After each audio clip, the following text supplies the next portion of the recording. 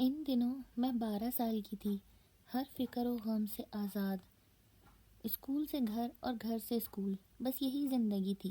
میں نے 5ویں پاس کی تھی کہ ہمارے خاندان میں ایک دھماکہ خیز واقعہ ہو گیا۔ منجلے ماموں اصغر نے پہلی بیوی اور 4 بچوں کے ہوتے ہوئے ایک تھیٹر ایکٹریس کی لڑکی چمن آرا سے شادی کر لی۔ یہ امر سارے خاندان کے لیے افسوسناک تھا، لیکن مجھے اس کی پرواہ نہیں تھی۔ میں زمانے کے ہر پیچ و خم سے نابلد نئی ممانی کے دیدار کو بے قرار تھی۔ خاندان والوں کی مخالفت اور بڑی بیوی کے ڈر سے ماموں نے چمن ممانی کے لیے ہمارے گھر سے قریب ایک مکان لے لیا۔ نئی ممانی کو اکیلا چھوڑنا اب ان کی مجبوری تھی، کیونکہ خاندان والوں نے ان کی دوسری بیوی کو قبول کرنے سے انکار کر دیا تھا۔ آخر کب تک وہ چمن کے گھٹنے سے لگے رہتے؟ مرد کو فکر معاش کے لیے تو گھر سے نکلنا ہی پڑتا ہے۔ ممانی کے لیے ایک تو یہ نیا محلہ تھا، دوسرے وہ اکیلے رہنے سے بوکھلا جاتی تھیں۔ ماموں سے کہتی کہ گھر پر ہی رہو، یہ ایک بڑا مسئلہ تھا۔ اس طرح وہ اپنی پہلی بیوی اور بچوں کے پاس بھی نہیں جا سکتے تھے۔ ایک دن وہ اپنی پہلی بیوی اور بچوں کے پاس گئے تو چمن آرا بیگم کو ہمارے پاس چھوڑ گئے۔ وہ بظاہر ایک اچھی خاتون لگی، ایک ہی رات میں ہم سے مانوس ہو گئیں۔ اصغر ماموں ایک دن کا کہہ کر گئے تھے، لیکن 2 دن لگا دیے، کیونکہ ان کی پہلی بیوی دوسرے شہر میں رہتی تھی۔ یہ وقت ان کی نئی نویلی بیگم نے امی سے اور مجھ سے باتیں کر کے گزارا۔ امی سے وہ بار بار کہتی کہ باجی، ماں باپ سے رشتہ توڑ کر ان کے پیچھے آ گئی ہوں، اب تو آپ لوگ ہی میرے اپنے ہیں، آپ میرے ساتھ دیں، ورنہ میں کہاں جاؤں گی۔ تبھی امی نے ممانی کو گلے لگا لیا اور کہا، تم آج سے مجھے اپنی بہن سمجھو، جب کوئی مشکل ہو مجھے بتانا، میں ہر طرح سے تمہاری مدد کروں گی، خود کو اکیلا مت سمجھو۔ اگلے دن ماموں آئے، امی سے کہا کہ کل میں ڈیوٹی پر جا رہا ہوں اور چمن آرا اکیلی رہنے پر تیار نہیں، آپ نمرا کو اس کے پاس رہنے کے لیے بھیج دیں، اس کا اسکول ویسے بھی ہمارے گھر کے قریب ہے۔ امی نے مجھے ماموں کے ہمراہ بھیج دیا۔ چمن آرا ممانی خوش ہو گئیں، اچھے طریقے سے مجھے خوش آمدید کہا۔ اب وہ سارا دن مجھ سے مزے مزے کی باتیں کرتی رہتی۔ ماموں کام پر چلے جاتے، میری اسکول سے چھٹیاں تھیں تو ہم کو باتیں کرنے کا بہت وقت ملتا تھا۔ ہم مل کر کچن سنبھالتے اور کھانا پکاتے۔ ممانی اپنے بچپن کے قصے سناتی اور میرے ساتھ اچھا وقت گزارنے کی کوشش کرتی۔ اسکول کھلے تو پڑھائی کا مسئلہ درپیش ہوا۔ مجھے حساب کے سوال سمجھ نہیں آتے تھے۔ ماموں تو صبح آفس چلے جاتے، ان کے پاس وقت کہاں تھا کہ مجھے ریاضی سمجھاتے، اور چمن آرا کو ریاضی نہیں آتی تھی۔ البتہ انہوں نے اس مسئلے کا یہ حل نکالا کہ مجھے پڑوس میں ٹیوشن لگوا دی اور میں حنا باجی سے پڑھنے لگی، ان کے پاس جانے لگی۔ حنا باجی کے والد ٹھیکے دار تھے، وہ گھر پر نہ رہتے تھے، ان کے لڑکے بھی دوسرے شہر ہوتے، والدہ ہی گھر پر ہوتی۔ حنا باجی اپنی والدہ کے ساتھ گھریلو امور انجام دیتی، ان کے پاس کافی وقت ہوتا، تب ہی مجھے توجہ اور محنت سے پڑھاتی تھی۔ ایک دن جب میں پڑھ چکی اور گھر جانے لگی، باجی نے کہا، ٹھہرو نمرا، ابھی مت جاؤ، آؤ چھت پر چلتے ہیں، دیکھو تو کتنا اچھا موسم ہے۔ ابھی ہم چھت پر جا کر ہی بیٹھے تھے کہ کسی مردانہ آواز نے ان کو پکارا، حنا دیکھو، میں آ گیا ہوں۔ میں نے مڑ کر دیکھا، ایک نوجوان باجی سے گلے مل رہا تھا۔ باجی بھی وفور جذبات سے کھل اٹھی تھی۔ ارے ذیشان، تم کب آئے؟ وہ خوش ہو کر بولی۔ میں حیرت سے ان کو دیکھ رہی تھی۔ انہوں نے مجھ سے کہا، نمرا، یہ میرے بھائی ہیں، حیدرآباد میں ملازمت کرتے ہیں۔ میں نے ذیشان کی طرف دیکھا تو پلک جھپکنا بھول گئی، وہ بھی مجھے ششو پنچ میں دیکھ رہا تھا۔ اس کی آنکھیں بے حد خوبصورت تھیں۔ تم جاؤ نمرا، بڑے دنوں بعد میرا بھائی آیا ہے، تم کل اور پرسوں مت آنا، 2 دن تمہاری چھٹی ہے۔ میں وہاں آئی مگر 2 آنکھیں میرے ساتھ جیسے تعقب میں دروازے سے گلی تک آ گئیں۔ یہ آنکھیں میرے دل میں کھپ گئیں۔ گھر آ کر اب یہ 2 آنکھیں مجھے در و دیوار سے جھانکتی محسوس ہوئیں، لیکن مجھے معلوم ہی نہ تھا کہ ایسا کیوں ہو رہا ہے۔ میں نے ممانی کو بھی بتایا کہ حنا باجی کا بھائی آیا ہوا ہے اور اس کی آنکھیں بہت خوبصورت ہیں۔ یہ آنکھیں مجھ کو گھر میں ادھر ادھر بکھری نظر آتی ہیں۔ میری بات سن کر ممانی ایک خاص ادا سے مسکرا دی۔ تیسرے دن جب میں پڑھنے باجی کے گھر پہنچی تو وہ ان کے پاس بیٹھا ہوا تھا۔ میں نے سلام کیا، وہ بغیر جواب دیے مسکرا کر اٹھ گیا۔ سلام کا جواب باجی نے دیا۔ تھوڑی دیر بعد جب میں ان کی کھڑکی کی طرف نظر ڈالی، مجھے گمان ہوا کہ 2 خوبصورت آنکھیں مجھ کو کھڑکی کی اوٹ سے دیکھ رہی ہیں۔ طبیعت کی خرابی کا بہانہ بنا کر میں وہاں سے لوٹ آئی تھی۔ گھر آئی تو کوئی عجیب سی پریشانی میرے تعاقب میں آ گئی۔ ایک ممانی ہی میری رازدان تھیں، ان کو بتایا کہ آج وہ آنکھیں مجھ کو پریشان کرنے کو پردے کے پاس موجود تھیں تو انہوں نے کہا، میرا خیال ہے وہ لڑکا تم کو پسند کرنے لگا ہے۔ ایک روز میں ٹیوشن لینے گئی تو حنا باجی گھر پر نہ تھی۔ کچھ دیر میں ان کی امی کے پاس بیٹھی رہی۔ گھر آنے لگی تو ذیشان نے کہا، آؤ میں تم کو پڑھا دوں، کیوں آج پڑھائی کا حرج کرتی ہو؟ میں نے آنٹی کی طرف دیکھا، وہ بولی ہاں ہاں بیٹی پڑھ لو۔ میں پڑھنے کو بیٹھ گئی۔ اس نے مجھے زیادہ سے زیادہ سوال سمجھائے، شاید وہ یہ چاہتا تھا کہ میں کچھ اور وقت وہاں رکوں۔ ابھی ذیشان کے پاس بیٹھی پڑھ رہی تھی کہ حنا باجی آ گئی۔ باقی جو کچھ رہ گیا وہ باجی نے پڑھا دیا۔ پھر آئے دن یہ ہونے لگا کہ باجی گھر پر نہیں ہوتی مگر ذیشان موجود ہوتا، وہ مجھ کو پڑھانے لگتا اور میں بیٹھ جاتی۔ آنٹی نے ایک دن کہا بیٹی تمہاری حنا باجی کو روز بازار جانا ہوتا ہے، ذیشان سے بڑے ان کے بھائی ارمغان کی شادی کے لیے کچھ خریداری کرنی ہوتی ہے، اس لیے وہ مصروف ہو گئی ہیں۔ مجھے ذیشان سے کچھ شکایت نہ تھی مگر ایک مسئلہ تھا کہ جب وہ میری طرف دیکھتا تو نروس ہو جاتی۔ میں اس انداز نظر سے ناشنا تھی، اس لیے الجھن ہوتی تھی۔ رفتہ رفتہ میں اس انداز نظر کی عادی ہو گئی۔ اب یہ حال تھا جس روز ذیشان نہ ہوتا دل بجھ جاتا، حنا باجی سے دل پڑھنے میں نہ لگتا اور جلد از جلد وہاں سے بھاگنے کی کوشش کرتی۔ ایک دن میں چونک گئی جب اسکول سے نکلی، اس کو گیٹ کے قریب مسکراتے دیکھا۔ خیر اس نے مجھ سے کچھ نہ کہا۔ اس دن ممانی چمن آرا کے گھر جانے کے بجائے اپنے گھر چلی گئی۔ ان کا گھر راستے میں پڑتا تھا۔ وہ تیز تیز چلتا مجھ سے پہلے گھر پہنچ گیا اور جب میں ماموں کے گھر کے سامنے سے گزر کر امی کے پاس جا رہی تھی وہ اپنے دروازے پر کھڑا ملا۔ اس نے ہاتھ کے اشارے سے سلام کیا۔ میں پھر بھی نہ سمجھی کہ یہ کیوں اور کیا ہے۔ اب تو وہ اکثر جب امی اور ابو کے گھر جاتی اور اپنے گھر کے پاس ملتا اور ہاتھ کے اشارے سے سلام کرتا۔ روزانہ اس کی نگاہیں نہ جانے کیا کیا پیغام دیتی، لیکن میری سمجھ میں کچھ نہ آتا۔ پچھلے کئی دنوں کی طرح آج بھی حنا باجی گھر پر نہ تھی۔ اس دن چھٹی تھی، دن کے تقریباً 9 بج رہے تھے۔ میں ان کی امی کے پاس بیٹھ گئی۔ تھوڑی دیر بعد انہوں نے ذیشان کو آواز دی، بچی بلا وجہ بیٹھی ہے، اس کا وقت ضائع ہو رہا ہے، ذیشان بیٹے تم ہی اس کو پڑھا دو، حنا تو جانے کب تک آئے گی۔ ذیشان نے کہا جی اور میرے سامنے آ کر بیٹھ گیا۔ ذرا دیر بعد ان کے دائیں طرف کی پڑوسن نے آنٹی کو اپنی لڑکی بھیج کر بلا لیا، کہا کہ سنار آیا ہوا ہے، آ کر ڈیزائن دیکھ لیں۔ وہ فوراً چادر لپیٹ کر چلی گئی۔ ان کو یہ دھیان بھی نہ رہا کہ میں اور ذیشان گھر میں اکیلے ہیں، بس اتنا کہا کہ 5 منٹ میں آتی ہوں۔ نمرا بیٹی ہانڈی چولہے پر چڑھی ہے، ذرا دیکھ لینا۔ اس روز پڑھاتے پڑھاتے ذیشان نے کہا نمرا تم اتنا کم کیوں بولتی ہو؟ میں نے جواب دیا مجھے زیادہ باتیں کرنا نہیں آتی۔ وہ بولا تم جانتی ہو میری چھٹی ختم ہو رہی ہے، مجھے واپس ملازمت پر جانا ہے۔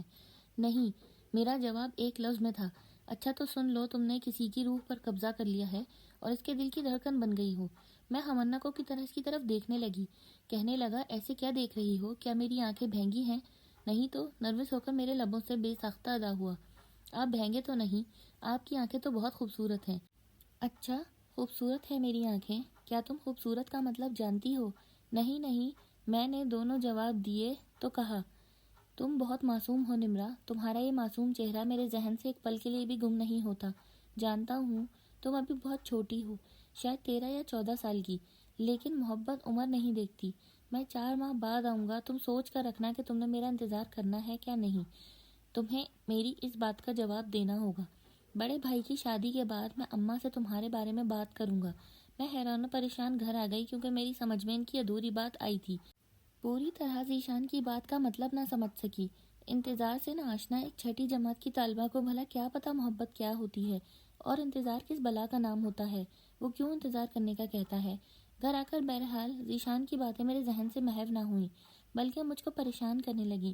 بالآخر میں نے ممانی کو سب کچھ بتا دیا۔ وہ آزاد خیال تھیں، دل کے کانوں سے میری بات سنتی تھیں اور پریشانی کو بھانپ لیا۔ بولی نمرا تو تم خوش نصیب ہو، اتنا چاہنے والا ملا ہے، اگر مجھے کوئی ایسا کہتا میں فوراً محبت کا جواب محبت سے دیتی۔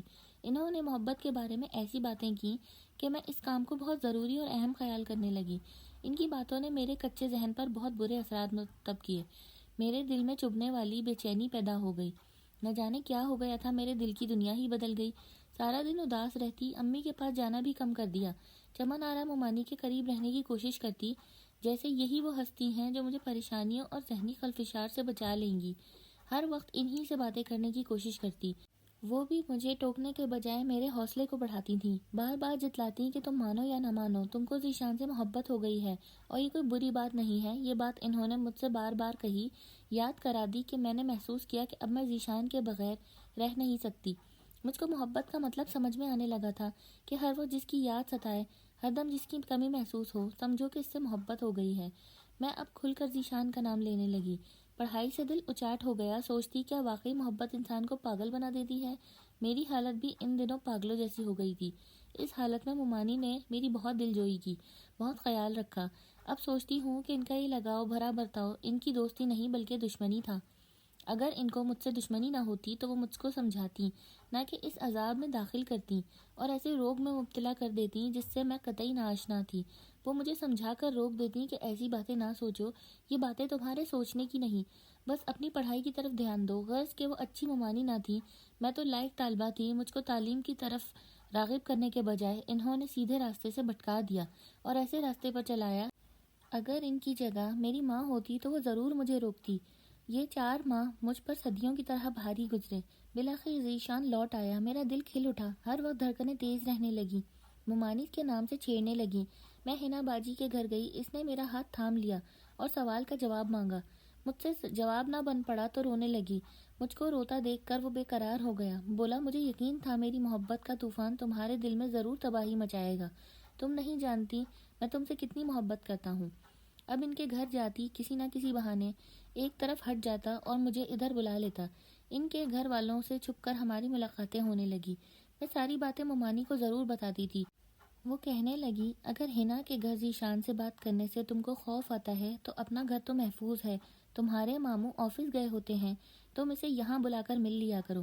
لیکن میں دن میں اس کو بلانے سے ڈرتی تھی کہ ہمارے گھر سے بھی لوگ آ جاتے تھے، لہٰذا چمن آرا نے یہ حل نکالا کہ میں اس کو رات کو بلایا کروں، جب ماموں اصغر گہری نیند سو جائیں یا وہ اپنے پہلے گھر گئے ہوئے ہوں۔ سو ممانی نے خود رات کو اس کو پچھلی طرف کی گیلری میں آنے کو کہا، خود 2-4 منٹ بات کی اور ہمیں دونوں کو تنہائی میں چھوڑ کر چلی گئیں۔ وہ ہمیں مسلسل تنہائی میں ملنے کا موقع دیتی رہتی۔ اس وقت تو میں ان کو اپنا سب سے بڑا محسن سمجھتی۔ اب زندگی کے اس موڑ پر احساس ہوا ہے کہ وہ سب سے بڑی دشمن تھی۔ وقت گزرنے کے ساتھ ساتھ ہمارا تعلق گہرا ہوتا گیا۔ سچ کہتے ہیں کہ ایسا تعلق زیادہ دیر چھپتا نہیں ہے۔ میرے بھائی 1-2 بار جب ذیشان کو ماموں کے گھر سے نکلتے دیکھا تو انہوں نے ممانی پر شک کیا۔ جب میرے بھائی نے ان سے پوچھا کہ یہ پڑوسی کا لڑکا تمہارے گھر کیوں آتا ہے تو انہوں نے الٹا وار کر دیا اور طوفان کھڑا کر دیا کہ تمہاری لاڈلی بہن کے اوپر کا الزام مجھ پر لگایا جا رہا ہے۔ اس بات کو ثابت کرنے کے لیے ممانی نے مجھے گھر پر بلا لیا۔ مجھے اور ذیشان کو معاملے کی خبر نہ تھی۔ جب ذیشان مجھ سے ملنے آیا تو بھائیوں کو ممانی نے خبر کر دی۔ وہ تو میرے بارے میں ایسا سوچ بھی نہ سکتے تھے اور نہ ہی ہم سوچ سکتے تھے کہ یہ خاتون ہمیں یوں رسوا کریں گی۔ میرے بھائیوں نے ذیشان کو پکڑ لیا اور خوب مارا اور مجھے بالوں سے گھسیٹتے ہوئے گھر لے آئے اور مارا۔ میں جانتی تھی کہ میری باری ہے، میں مار کھاتی رہی۔ میرا اسکول جانا بند ہوا اور بھائیوں نے امی سے کہا کہ اس کی جلد از جلد شادی کر دو۔ گھر والے تو میرے لیے عجلت میں رشتہ ڈھونڈ رہے تھے اور مجھے ذیشان کی فکر لگی تھی۔ ایک روز موقع پا کر بڑی مشکل سے گھر سے نکل کر اس سے ملنے چلی آئی۔ اپنی بیٹھک میں تھا اور بیرونی دروازہ کھلا تھا۔ میں گلی سے ہی بیٹھک میں چلی گئی، لیکن اس نے مجھ سے بات کرنے کے بجائے منہ پھیر لیا۔ وہ میرے بھائیوں سے ڈرا ہوا تھا۔ میں نے جب دوبارہ مخاطب کیا تو بولا نمرا میں تم سے محبت نہیں کرتا، وہ میری بھول تھی، اب تم مجھ سے ملنے کبھی مت آنا۔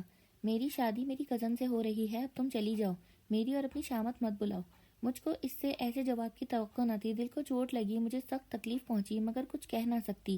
روتی ہوئی گھر آ گئی۔ جس پر سب کچھ قربان کر دیا اس نے جان کے خوف سے مجھ سے منہ موڑ لیا تھا۔ اچھا ہی ہوا، مجھے سبق تو مل گیا۔ ماں باپ کی عزت کا جنازہ نکال کر میں کتنی بڑی غلطی کی تھی۔ گھر میں میری شادی کی تدبیریں ہو رہی تھیں اور مجھے شادی سے کوئی دلچسپی نہیں تھی۔